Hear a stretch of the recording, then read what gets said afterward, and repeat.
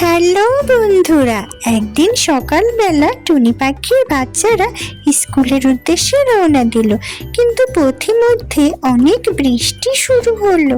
তখন টুনি পাখির বাচ্চারা একটা গাছের ডালে বসে অপেক্ষা করতে লাগলো বৃষ্টি থামার।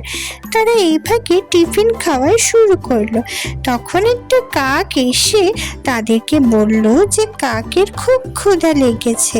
কাককে টুনি পাখির বাচ্চারা তাদের সব খাবার দিয়ে দিল, আর কাকও সব খাবার খেয়ে নিল। কাক অনেক খুশি হয়ে গেল। কাকের কাছে একটা ছাতা ছিল লাল রঙের।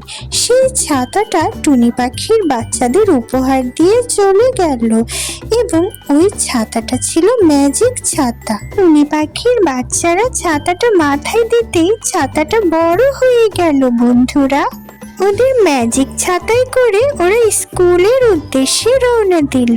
সব বন্ধুরা মিলে তখন স্কুলে চলে গেল। স্কুল ছুটি হওয়ার পরে সবাই যখন বাসায় যাবে, তখন টুনি পাখির বাচ্চারাও বাসায় যাওয়ার জন্য রওনা হবে। এই সময় মিনু টিচারের কাছে কোনো ছাতা ছিল না। তখন টুনি পাখির বাচ্চারা মিনু টিচারকে ওদের ছাতার নিচে আসতে বলল। টিচার বললেন ছাতাটা তো ছোট, কিন্তু তিনি জানতেন না যে এটা ছিল একটা ম্যাজিক ছাতা। টিচার ছাতার নিচে আসতে ছাতাটা বড় হয়ে গেল। এভাবে ওদের দুটো ফ্রেন্ডও ওদের সাথে গেল। টিচারকে ওরা বাসায় পৌঁছে দিল ছাতা মাথায় করে, ম্যাজিক ছাতা। টিচার ওদের ধন্যবাদ জানালো। ওরা বাসায় ফিরে বাবা মাকে সব খুলে বলল।